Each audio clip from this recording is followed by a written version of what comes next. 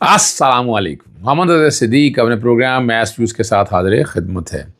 اسلام آباد high court میں ایک ہیئرنگ ہوئی, فوت ہو گئے. کون خواہ فوت ہوئے, بڑی اہم شخصیت تھے. اور کیا ہوا اس پہ بات ہونی ہے. خواتین کے عالمی دل پہ بڑا کچھ بتایا جا رہا ہے. پھر وہ جعلی سروے کچھ کیا کہیں, اور یہی تو کہیں گی اور کیا ہونا ہے. ان کا حقائق سے کوئی تعلق نہیں ہے. آئیں عوام کے ساتھ آئیں ذرا بڑے سروے. اور پھر وہ سرویوں کو, ان سروے اس کو میڈیا پہ اتنا ہائی لائٹ کیا جا رہا ہے کہ ایسا کیا کام ہو گیا ہے. ذرا یہ سمجھنے والی بات ہے. اور اگر اس ملک کو آگے لے کے چلنا ہے یا حالات بہتر کرنے ہیں, وہ کیسے ہو سکتے ہیں. سب سے پہلی بات, حاجی نواز کھوکھر صاحب, مصطفیٰ نواز کھوکھر کے والد ہیں, وہ ڈپلیکیٹ لائسنس کے لیے درخواست دی. اسلام آباد ہائی کورٹ نے 7 سال بعد فیصلہ کر دیا. وہ فوت ہو گئے, وہ بچے سامنے آئے. اب یہاں سے اندازہ میں نہیں جانا چاہتا کیا ہے یا کیا نہیں ہے, لیکن ایک تکلیف دہ بات ہے کہ کیا کچھ ہو رہا ہے. یہ نظام کیا ہے, یہ حالات کیا ہیں, یہ واقعات کیا ہیں, یہ سمجھنا ضروری ہے. یہ ہمارے لیے چیزوں کی اہمیت ہی تب ضروری ہے اگر ہم آئین اور قانون کی پاسداری کریں. یعنی اگر عدالتوں پہ اگر امید ہے, اگر عدالتیں اتنا وقت لے جائیں اور عدالتیں اتنے حالات اور واقعات بنا دیں تو کیا بنے گا. اب عدالتوں پہ امیدیں ٹوٹنی نہیں چاہیے. یاد رکھیے, میں آج بھی کہتا ہوں عدالتیں کل بھی عام تھی, آج بھی عام ہے, آئندہ بھی عام. میرا یہ سلوگن پہلے دن سے رہا ہے اور میں اس بات پہ قائم ہوں. اس کے کئی ریزنز ہیں اور میں جسٹیفائی کر سکتا ہوں میں اپنے وہ والے ریزنز. میں ایسی کوئی بات نہیں کرنا چاہتا, نا امیدی کی طرف میں لے کے جانے والا آدمی ہوں. آج خواتین کا عالمی دن ہے. عورت مارچ میرا جسم میری مرضی کو لے کر یہ چلے, میں بڑا خلاف چلا ان کے. میں کہا نہیں, یہ قابل قبول نہیں ہے. میرا جسم میری مرضی سے کیا مراد ہے آپ کا؟ عورتوں کے حقوق کے لیے بات کرنی ہے. اور پھر وہ میرا عورت مارچ جو ہے بڑا کنٹروورشل ہو گیا. میں نے کئی جگہ شروع میں دیکھا نا, میں نے ایجنڈا سامنے رکھتا تھا, وہ ایجنڈا میں نے سامنے رکھا. وہ بلوچستان کے مسئلے پہ پتہ نہیں کس کن مسائل کے اوپر انہوں نے باتیں اٹھائیں. اب میں نے کہا آئیں ذرا بات کریں اب ان چیزوں کے اوپر. جب وہ کرنے والی باتیں ہیں تو اس وقت بڑی باتیں ہوتی تھی. اب وہ عورت مارچ کی اتنی اب رہ نہیں گئی بات کہ جو ان دنوں میں اندر تھا. وہ صرف یہ تھا کہ وہ پولیٹیکل, اور مقصد صرف یہی تھا کہ برا روی زیادہ بڑھے, جس طرح کے نعرے لگے ساری پیچھے ہیں. لیکن آج جو خواتین کے عالمی دن پر مریم صفدر جو ہیں وہ وزیر اعلیٰ ہیں, وزیر اطلاعات جو ہیں عاصمہ بخاری ہیں, اور مومبتی مافیا بھی آگے پتہ آپ کو آگے نکلتا ہے, باہر آتا ہے. حقائق تو ہونے چاہیے نا جی. اور تاریخ میں کیا لکھا کیسے جائے گا. یہ فیصلہ ہو رہا ہے. ایک طرف آپ دیکھیں بشا بی بی کے ساتھ کیا سلوک ہو رہا ہے. عورت کے حقوق کے حوالے سے بات ہے. جعلی مقدمے ہے نا. اب سیاسی طور پر آپ لے کر چل رہے ہیں, کیا ہے مقدمے. ڈاکٹر یاسمین راشد کا کیا قصور ہے؟ ٹھیک ہے 9 مئی میں جا کے وہ گئی, وہاں پر روکنے کی کوشش بھی کی, لیکن ان کا کیا قصور ہے؟ ان کے ساتھ کیا ہو رہا ہے؟ ٹھیک ہے نا جی. اور عمران خان صاحب کی بہنوں اور اس کے بعد لاکھوں بلوچ خواتین کے حوالے سے جو باتیں ساری آ رہی ہیں, خواتین کو اغوا کیا گیا, گھروں پر حملہ ہوا. اور ایسی خواتین بھی ہیں جو خاتون ہونے کا ناجائز فائدہ اٹھا رہی ہیں. یہ ریکارڈ پہ ہے. اس کو عورت کارڈ کہتے ہیں, اور ظلم کا بازار گرم کیا ہوا ہے. دیکھیں ڈاکٹر یاسمین راشد کی سیٹ پر قبضہ کیسے ہوا. اب مہرنگ بلوچ کے بارے میں دیکھیں بہت سے اعتراضات ہوں گے, بہت سے معاملات ہوں گے کئی باتوں پہ, لیکن کیا اس کو بھی انصاف ملے گا؟ دونوں طرف کی بات کرتے ہیں. کچھ ذمہ دار پکڑے جا سکیں گے؟ پاکستانی تحریک انصاف کی جو خواتین کے ساتھ جو ظلم اور زیادتی ہو رہی ہیں, اور لیکن ان کو بھی سلام بنتا ہے کہ جن کے بھائی بہن شوہر اور بدلے میں چادر و چادرواری کا تقدس پامال ہوا. اور سب سے بڑھ کر جو ہے نا, شوکت خانم کی بیٹیوں کو سلام, جو عمران خان کے ساتھ کھڑی ہیں. اور خصوصی طور پر نورین نیازی صاحبہ ہیں, یا بیٹا حسان نیازی جو ہے وہ تکلیف برداشت کر رہا ہے. ایک جو بات ہے بڑی واضح ہے کہ چیمپئنز ٹرافی ہو گئی.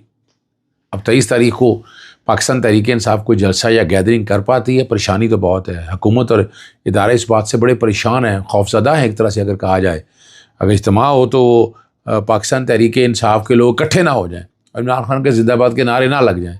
اس کا ثبوت یہ ہے کہ اسلام آباد میں ممکنہ عورت مارچ کے پیش نظر ڈی چوک و جانے والے سارے راستے بند کر دی. یہ بھی نظر آ رہا ہے نا. اور کیا اچھا اگلی بات جو ہے نا, دیکھیں یہ بڑا سیریس معاملہ ہے. یوسف گیلانی آ بھی گئے, آ کر انہوں نے اپنی جسٹیفیکیشن دینی تھی کہ میں جو آرڈر کرتا ہوں وہ جاری ہوتا ہے. اون عباس بپی کا پروڈکشن آرڈر جاری کیا اور ان کو پہنچا دیا گیا وہاں پر. ٹھیک ہے نا جی, ان کو وہاں پہنچا دیا گیا. یہ آپ کے سامنے موجود ہے. اور انہوں نے آخر پارلیمان کے اندر تقریر بھی انہوں نے کی کہ عمران خان لیڈر ہیں ان کا, جو ظلم ہو رہا ہے. ٹھیک ہے, اور ان کا میں اپنے ساتھ کھڑا ہوں. عمران خان زندہ باد کہتا رہوں گا, کوئی فرق نہیں پڑتا کہ کتنی بار مجھے بستر سے اٹھا کر گرفتار کرتے ہیں, یہ فاروق نہیں سکتی. 20 کے قریب لوگوں انہوں نے کہا. اور ساتھ انہوں نے سینیٹر اعجاز چودھری کے حوالے سے بات کی ہے کہ یوسف زئی گیلانی سینیٹر اعجاز چودھری کے پروڈکشن آرڈر پر عمل درآمد کرا سکے. یہ بڑی زبردست بات ہے. اور اب جب دیکھا کہ حالات بڑے خراب ہیں تو یوسف زئی گیلانی کو مجبوراً کہہ سکتے ہیں یا آپ چلیں. بڑی جلدی خیال آیا ان کو, انہوں نے اپنی ایک رولنگ دے دی ہے. ٹھیک ہے نا جی. اور اب یہاں ایک اور بات بڑی زبردست ہے کہ اون عباس بپی اور اعجاز چودھری کی گرفتاری کے معاملہ چیئرمین سینٹ کو آگاہ نہیں کیا. اب یہاں دونوں کے پروڈکشن کے عمل درآمد نہیں کیا گیا اور عمل کار کی اتھارٹی کو چیلنج کیا گیا. معاملہ استحقاق کمیٹی کے سپرد کرتا ہوں. ساتھ یہ والی بات بھی آ گئی. اب رولنگ کیا آتی ہے یہ دیکھنے والی بات ہے. انٹرسٹنگ بات ہوگی, کیا ہاؤس کا تقدس پامال جو ہوا ہے وہ بحال ہو سکے گا؟ لیکن نہیں ہے. تورخم بارڈر کے اوپر ایک بات جو آئی ہے, اب میرا نقطہ نظر آپ سے کے سوال ہے کہ آخر کیا ہوا. 14 روز سے بند ہے. 30 لاکھ غالباً 30 لاکھ ڈالر یا جتنے ڈالر کا بھی ہو رہا ہے. 10 روز قبل بارڈر پر تقریباً سینکڑوں ٹرک کھڑے تھے. یہ اشیاء خوردوں نے نوش تھیں. بلوچستان میں گزشتہ لاپتہ افراد کے حوالے سے زبردست احتجاج ہوا. کشمیر میں طلبہ پر بدترین تشدد ہوا. یہ اب ساری باتیں ہیں جو اس حکومت کے وقت کے سامنے ہیں اور حکومت کو اب فیس کرنا یا جواب دینا ہے. عرفان صدیقی نے اگر باتیں تو بہت سی کی, اور عرفان صدیقی نے کہا ہے کہ پاکستان اور امریکہ کو مل کر افغانستان سے اسلحہ واپس لینا ہوگا. اور اب وہ کیا چاہ رہے ہیں ذرا سمجھیے گا, یعنی کہ افغانستان اور امریکہ کو مل کر, بڑی مشکل سے امریکہ یہاں سے نکلا ہے. کیا دوبارہ کوشش ہو رہی ہے کہ افغانستان کے اندر امریکہ دوبارہ آ جائے اور پاکستان اس جنگ کا حصہ بنے؟ پاکستان نے بڑا نقصان اٹھایا ہے سارے مسئلے میں. وہ عمران خان کا دور ہی تھا کہ جب پاکستان میں سکون تھا اور پاکستان میں دہشت گردی سے پاک کا لفظ تو نہیں میں کہتا, لیکن آپ کے سامنے دہشت گردی کی پوزیشن کیا تھی. اور وہاں سے افغانستان سے اگر امریکہ نکلا تو اس کے بعد انڈیا بھی وہاں سے گیا. وہاں افغانستان میں جو ان کے مسائل ہیں اس کو اس طریقے سے حل کرنا ہے. لیکن ہم پھر کسی بیرونی مداخلت کو اگر دعوت دیں گے تو یہ کسی اور جو بات تیسری عالمی جنگ عظیم کی جو باتیں ہو رہی ہیں کہ اس طرف سے, یعنی پھر رشیا کو کنٹرول کرنے کی باتیں ہوں گی یا رشیا میں معاملات لے کے آنا ہوگا. یہ دیکھنے والی بات ہے. ثانیہ ماڈل ٹاؤن کے حوالے سے آخری بات کر لیتے ہیں. سارے دہشت گردی کی کورٹ میں جو ہے وہ ثانیہ ماڈل ٹاؤن کیس کی سماعت ہوئی.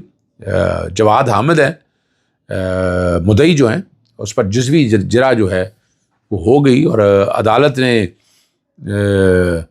مدعی سماعت جو ہے وہ 15 مارچ تک ملتوی کر دی ہے. آئندہ سماعت پر وکلاء کے مدعی کے بیان پر جرا جاری رہے گی اور تمام ملزم کے وکلاء مدعی جو ہیں جواد احمد سے الگ الگ بیان پر جرا مکمل کریں گے. مدعی استغاثہ نے پولیس پر الزام, عوامی تحریک ہلاکت کا الزام, یہ تو سارا واضح ہے نا. آپ کو پتہ ہے ثانیہ ماڈل ٹاؤن کے حوالے سے کیا ہوا تھا؟ پہلے پرچے کی درخواست ہی درج نہیں ہوا.